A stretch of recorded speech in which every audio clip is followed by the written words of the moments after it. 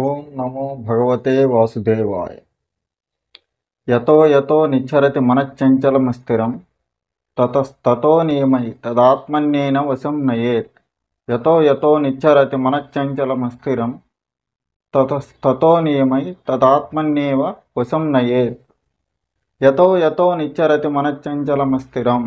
ఏ ఏ విషయాల వల్ల మనసు చంచలంగా సంచరిస్తూ ఉంటుందో తతస్తతో నియమై ఆ విషయాల నుంచి మనస్సును మళ్లించి తదాత్మన్యేన వశం నయేత్ ఆత్మలో స్థిరపరచాలి అని ఇక్కడ శ్రీకృష్ణ పరమాత్మ మనకు తెలియజేస్తున్నాడు. అంటే మనసు రకరకాలుగా పరిగెత్తుంది కాబట్టి అటువంటి మనసును మనం కంట్రోల్లో పెట్టుకోవాలి.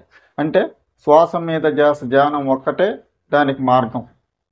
ధ్యానం ద్వారానే మనం మనోరహిత స్థితిని సాధించగలం.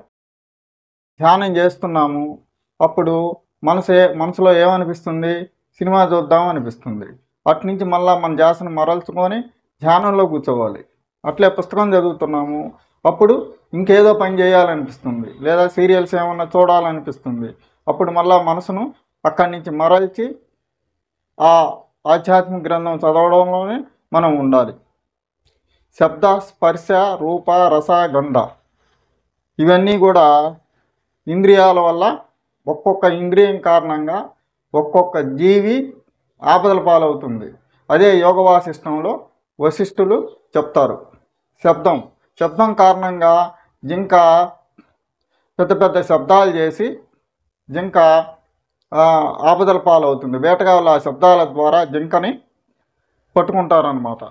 తర్వాత స్పర్శ, ఈ మగ ఏనుగు ఆడ ఏనుగు స్పర్శ కోసం వేటగాళ్ళ చేత గోతుల్లో పడి వేటగాళ్ళకు చిక్కుతుంది. రూప, దీప పురుగు రూపానికి ఆకర్షితమై ఆ మంటలో పడి చనిపోతుంది. రస, ఆహారం మీద మోహంతో చేప గాలానికి చిక్కి మరణిస్తుంది. కాబట్టి ఈ విధంగా ఒక్కొక్క ఇంద్రియం కారణంగా ఒక్కొక్క జంతువు ఆపదల పాలవుతున్నాయి. మరి మనిషికి అన్ని ఇంద్రియాలు ఉన్నాయి కాబట్టి మనిషి ఇంకెంత జాగ్రత్తగా ఉండాలి అంటారు యోగ వాసిష్టంలో. కాబట్టి ఇక్కడ ఈ ఇంద్రియాలను అదుపులో పెట్టుకొని మనసును కంట్రోల్లో పెట్టుకోవాలంటే శ్వాస మీద ధ్యానం ద్వారానే అది మనోరహిత స్థితి సాధ్యమవుతుంది. అందుకే వేమన యోగి చెప్తాడు, మనసులోన ముక్తి మరి ఒక చోటను వెతకబోవాడు వెర్రివాడు, గొర్రె చంక పెట్టి గొల్ల వెతుకు రీతి విశ్వదాభిరామ విండ్రవేమ. ముక్తి కావాలంటే మనసులోనే పొందాలి. ఎక్కడెక్కడ వెతికినా ఎటువంటి మనశ్శాంతి దొరకదు. కాబట్టి గొర్రె చంకలో పెట్టుకొని మనం అంతా వెతికినట్టే ఉంటుంది. కాబట్టి అంతా మన మనస్సులోనే ఉంది. కాబట్టి మనోరహిత స్థితిని సాధించాలా అంటారు వేమన. మనసే మాయామృగమవు మననేమిటి పైకి గాని మరిపోనీక, మనసును చంపిన మనసందే ముక్తి గలదు మహిళవేమ. కాబట్టి మనసును జయించాలంటే మనసు ఒక్కటే మార్గం.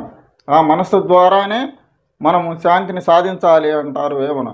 కాబట్టి ఈ యొక్క మనస్సు ఏ ఏ విషయాల మీదకి యతో యతో నిచ్చరతి మనశ్చంచలం స్థిరం, అస్థిరంగా చంచలంగా మనస్సు ఏ ఏ విషయాల మీదకి పోతుందో గమనించుకొని ఆ విషయాల నుంచి మనసును మళ్లించుకొని మనం ధ్యాన సాధన ద్వారా ఆధ్యాత్మిక గ్రంథాలు చదవడం ద్వారా మనసును స్వాధీనపరచుకొని ఎవరైతే ఆత్మయందే ఎల్లప్పుడూ ధ్యాన స్థితిలో ఉంటారో అటువంటి వారు పరమశాంతిని సుఖాన్ని పొందగలరని శ్రీకృష్ణ పరమాత్మ ఈ శ్లోకం ద్వారా మనకు తెలియజేస్తున్నాడు. ఓం నమో భగవతే వాసుదేవాయ.